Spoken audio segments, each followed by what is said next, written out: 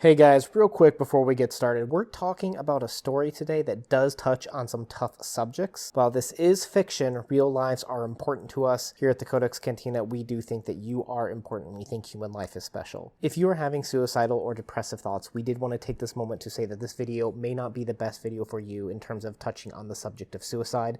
Please consider getting help. 1-800-273-8255. They will talk to you. They will hear your problems. Please consider getting help and do not watch this video if you are feeling sensitive. With that said and our disclaimer out of the way, let's get on with the video. This week we are going to be looking at Shakespeare and Vonnegut, two individuals that really understood the human heart and how they represented that in their art.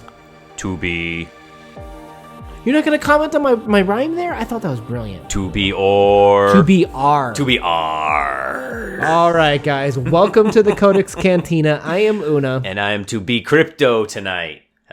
See what I did there? And we are doing 2BR not 2B this week, which is a short story by Kurt Vonnegut published in 1962 in Worlds of If, a science fiction magazine. Digest, if you will.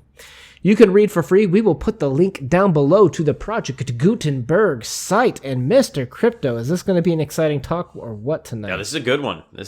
We're back to my old favorite.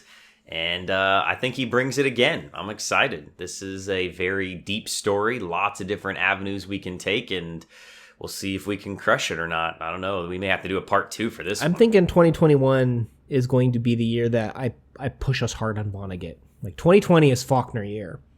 2021 is probably going to be Vonnegut year, I think, for us. Could we do a Vonnegut certificate? You know what? And actually, you know what we ought to do is in November is his birthday. That ought to be when we ought to kick off our year of Vonnegut. That'd be cool. All right. So obvious for some, maybe not so obvious for others. Let's get everybody on the same page.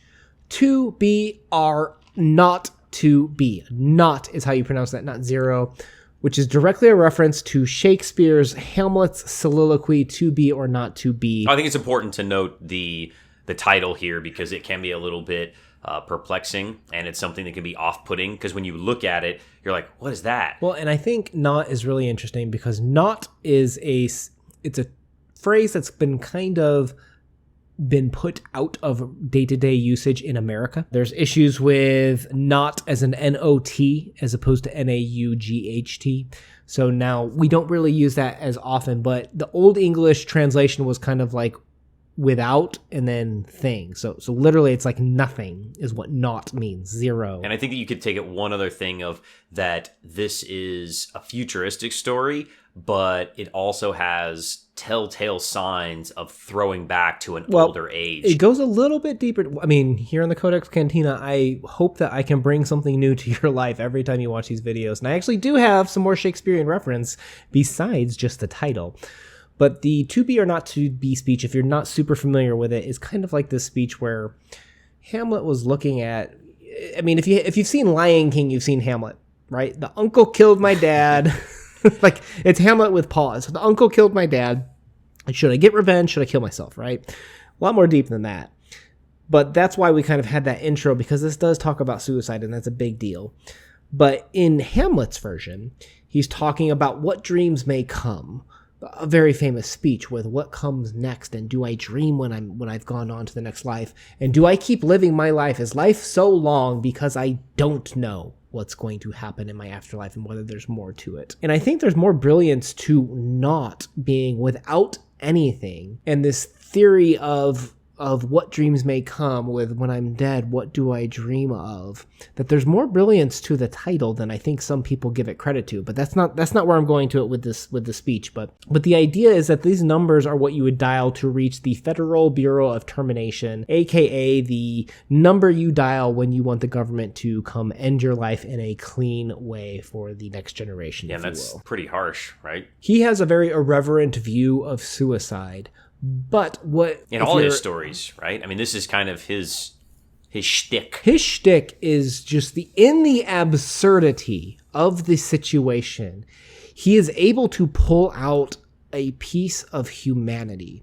And you've heard like the cliche line, you never knew what you had until it was gone. What I think Vonnegut goes for is that's the moment that it becomes clear the value statement that we have as humans. And that's, some may view it as childish.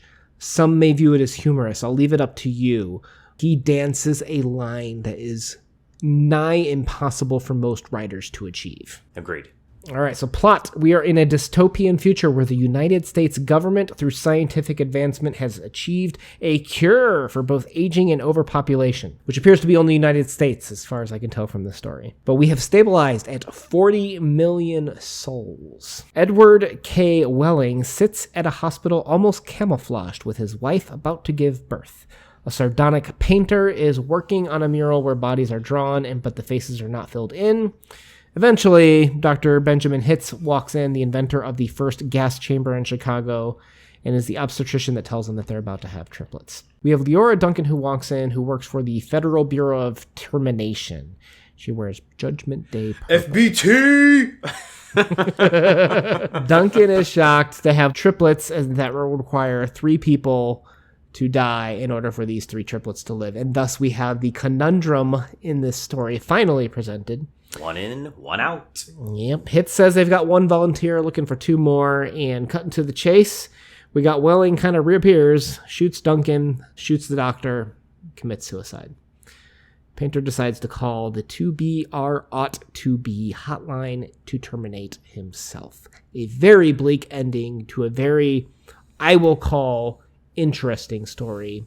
Again, please refer to our disclaimer that if you are having considerations or big issues with this, please consider reaching help. But for those that want to discuss this and are okay with discussing suicide, let's jump into the discussion section, because I think there actually is a lot of literary value here, and I hope that isn't something that would upset you, or if you don't feel comfortable in the subject, going into this discussion may not be for you. Yes. All right, so first of all, Mr. Crypto, did you notice? Yes. With Mr. Welling sitting there, the usage of the word camouflage. And unnoticed for him. Yeah, I thought that was interesting. He's the only one that is described that way, and everybody else seems to be like very vibrant, yet with the painting, they all have these empty faces, and he kind of has this like empty look expression about him, and I think that says a lot about society. We have this quote: "He was so rumpled, so still, and colorless as to be virtually invisible. His camouflage was perfect, since the waiting room had a disorderly and demoralized air too." So one of the ways that I took this, and when he was spotted later on, "Oh, Mr. Wheeling," Dr. Hitz says, "I didn't see you." "The invisible man," said Welling. So, soliloquy. Do you know what the definition of soliloquy is? It's where you... It's an act of speaking one's thoughts aloud when by oneself, regardless of any hearers, especially by a character in a play. Oh, I didn't know it was in a play. Which is specifically, of course, the Hamlet reference, to be or not to be moment. Which, pop quiz, is Hamlet alone or not in that scene? No. Thank you that you got that right.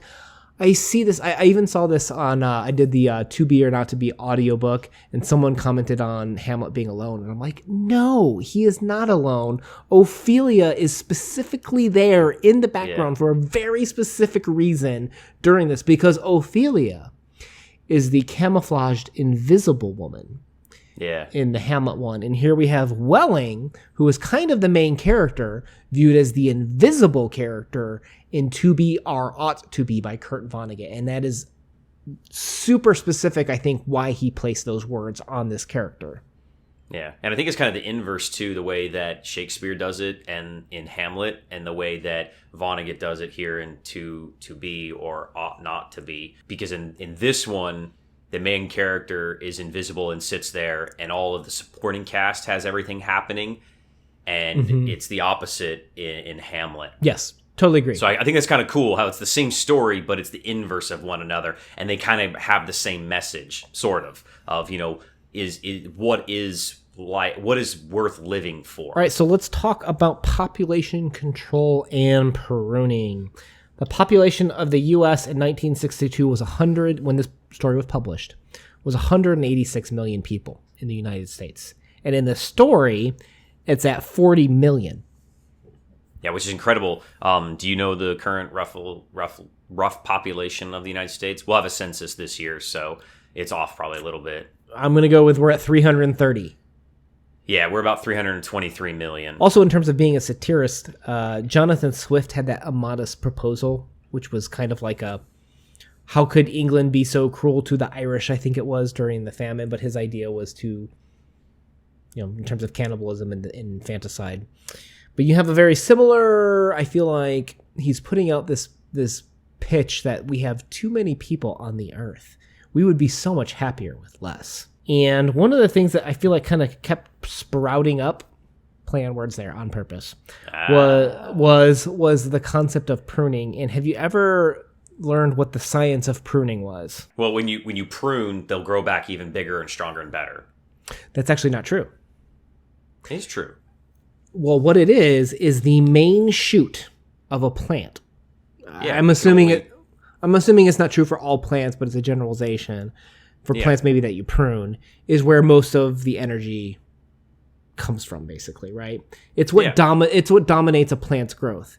You prune off the branches not so that they grow back stronger, so much that you cut off maybe the weaker elements so that stronger plants will thrive, but it's not so that they grow back stronger specifically. Well, I guess I should be specific. So the plant grows back stronger.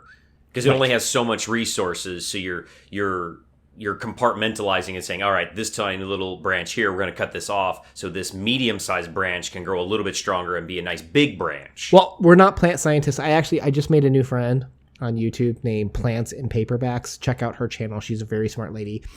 I don't know how to describe her other than a plant scientist who also likes books, but I feel like she will rip me apart for having said something grossly. I did my best. But I'm a history teacher, so I know no science. There's a quote here from the painter, a snipper, a pruner. That's more your line. He pointed to a figure in purple who was sawing a dead branch from an apple tree. Okay, so we got to be talking about this. Do we saw people off to make the main plant grow strong and not have the drupelets? Remember the I think it's Dr. Hitz that brings up the drupelets of a blackberry kind of just hanging off the earth, if you will, by the end. Yeah, I thought that was cool. And because in the story, he asks, do you know what that means? And he kind of explains it, because I didn't know what that was either. So I actually learned a new word, and that was kind of cool. I think Spock said it better, though. The needs of the many outweigh the needs of the one or the few. No, I give full credit to Spock on that one, but let's... Now, our boy Kurt, though, does bring up a few more literary references of these symbols of replacement. Have you noticed any throughout the story? The faces and the painting. Yep, that's one. And the nurses that grew the facial hair, they grew like mustaches, right? In terms of replacing, there's also the symbol of the science division was an eagle on a turnstile, which... a turnstile lets through one person at a time, one person in theory, one person out, which is kind of the theme of the story too, right? Yeah, one person in, one person out. Now, I'll call out a quick thing about Kurt Vonnegut's writing style. So there's this quote kind of about the art. Gee, she said, they're all the same to me. I don't know anything about art. A body's a body, eh? He said. Doesn't this kind of remind you of the Harrison Bergeron quote that when we were reading that, and she's just like, they all look so great. They do so well at dancing or something along those lines. And he's like, as good as anyone else. Yeah, everybody to be equal. I'm noticing that when Kurt Vonnegut uses a throwaway line, something that's like, yeah, like an agreement line that doesn't really add anything to the conversation, it's almost like that's actually the most important line and thesis of the comment. And in the throwaway, there's a body's a body, eh? So like, to me, I'm noticing that this is a Vonnegut technique of the throwaway line is the theme of the short story. Agreed. Yeah, I think that he is very good at subtly putting that in there. And even though your brain may go over it or your eyes just read across it, I think you are registering it, though. And it's just so beautiful. Now, Dr. Hitz. How did you feel about Dr. Hitz in this story?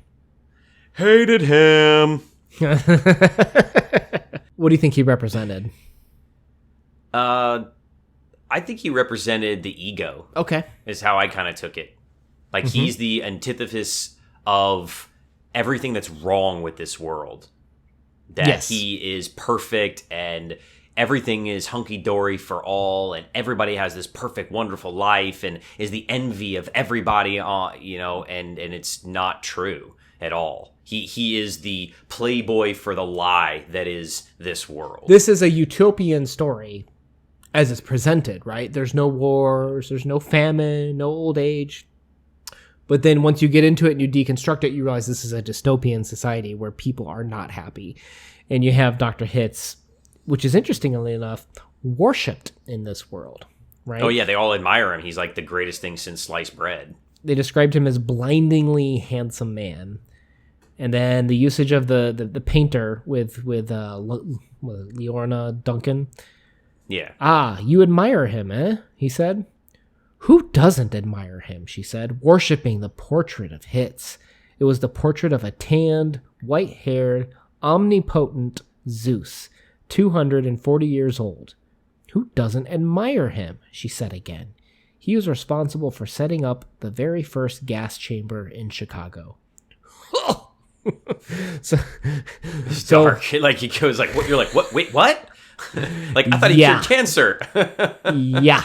That is Kurt Vonnegut for you, where, like we talked about earlier, he, by getting super dark and getting to the point of where you have nothing else to lose, you realize what you had. And I also think this is Vonnegut post-World War II at his best. Well, and you got to remember, this came out in 1962, right? So Vietnam War. Yeah. You got a big anti-war movement, right? Yeah. Yeah. And we know that he's very much anti-war. Right. So Dr. Hitz is immortalized in this world. However, a body's a body, eh? Yeah, and he's a doctor. You figure he'd be saving people, right? Well, yeah. And you have this Garden of Eden picture where the people are interchangeable. You can come in and out of this photo. Oh, I'd want to sit next to Dr. Hitz. But notice how he was murdered along with along with Miss Duncan, along with a suicide of Mr. Welling, and then another suicide from the painter. Does anyone care about these murders and suicides? Probably the only person that cares is the one person that we never see in the story that's mentioned once, and that's the wife. Well, we conjecture. We don't know. Yeah.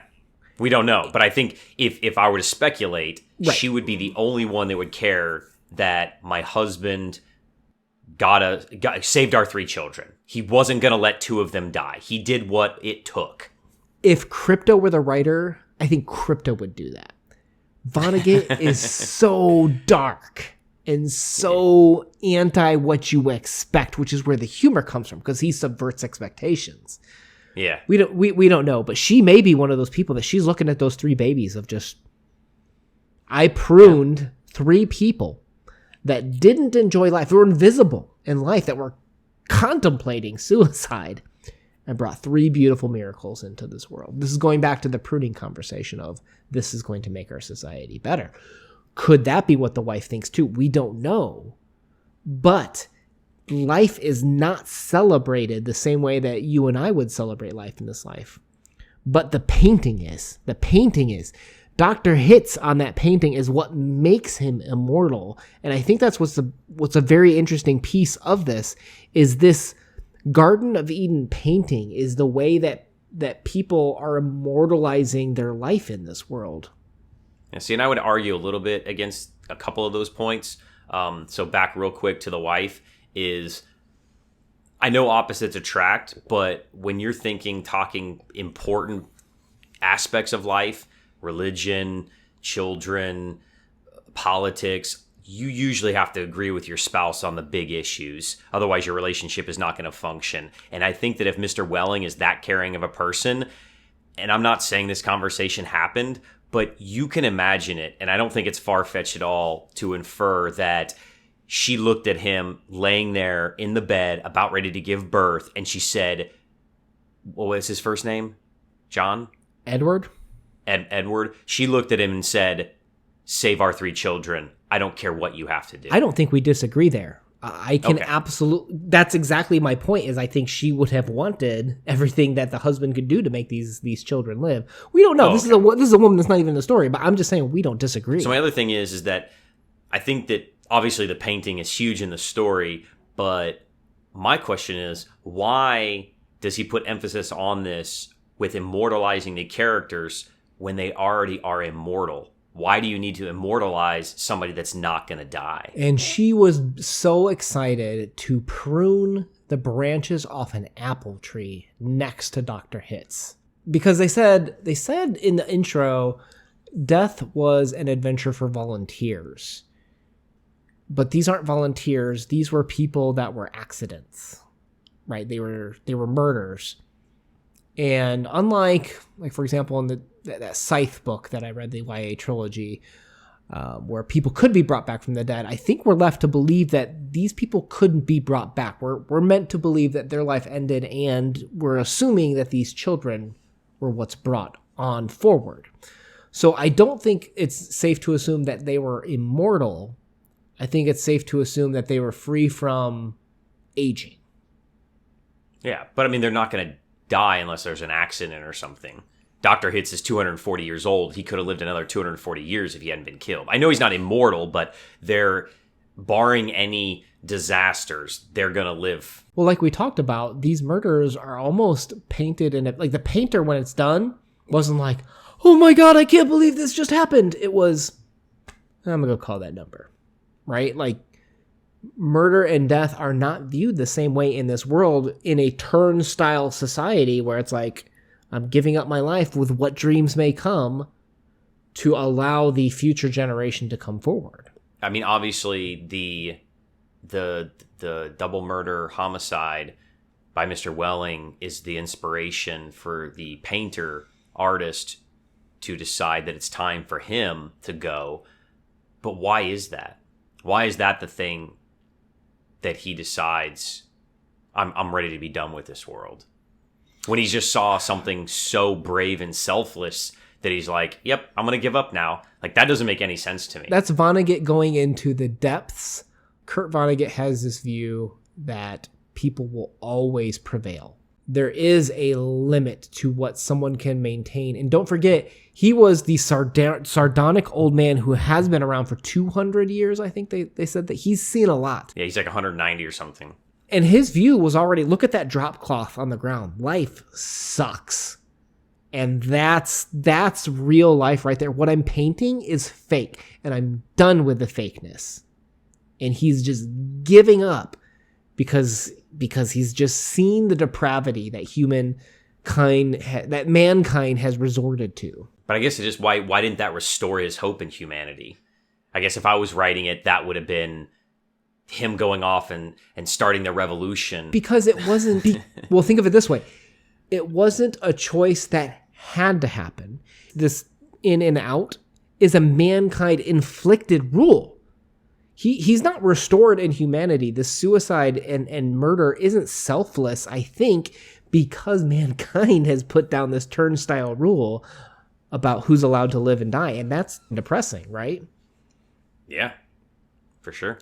So I don't think that's a situation that restores hope in humanity. That's humanity screwing themselves over. Yeah. So my one last question for you is, you do get a choice if you're already alive, right? So if you've already been fortunate enough to be born during this time frame, you get to decide if you want to keep living or not. And basically, every time a child is born and you choose to continue living, you're killing that kid, right? Yeah, right. It's a 1-to-1 trolley problem, right? It's a 1-to-1 trolley problem. So every time a kid is born and you decide to continue living and not let that kid, you kill that kid.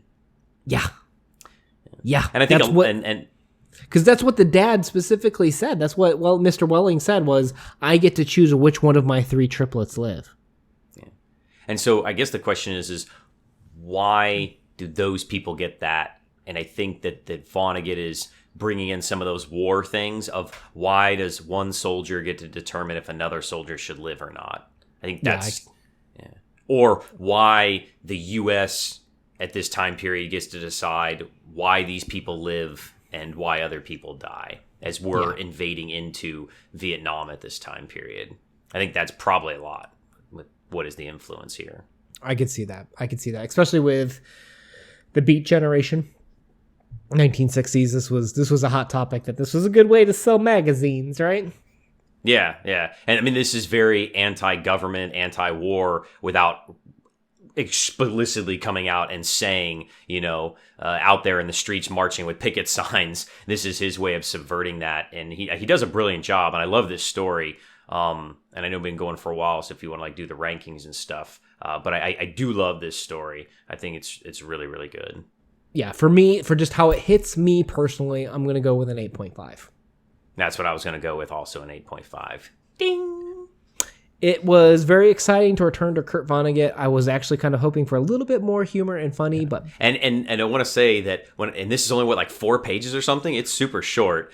As I'm reading it, I had to stop and kind of assess and think about it. And I do that a lot when we, are going to critique these and go into great detail. But when I got to, the horrific part of the story, I actually had to stop and I didn't finish the story. I know it's right there at the end. There's only a couple paragraphs afterwards, but I needed a break, and I didn't finish it until like hours later because it'll hit you. This is not something for the faint of heart, and so know that going in and when reading this, that it is not an uplifting story and one that paints humanity in its darkest days, which is really sad because I like to think of us as better than that, but Vonnegut did not. It's heavy. Vonnegut went to a dark space, and I think he pulled off something that I think a lot of writers wouldn't struggle with, to be fair. Oh, especially with such a hard topic. Definitely. All right, guys, thank you for checking us out. We do literature breakdowns every week. Mondays are our short story days, as well as Thursdays typically tend to be novels, but we do short stories as well. Please consider subscribing for more literature breakdowns. Una out. Peace.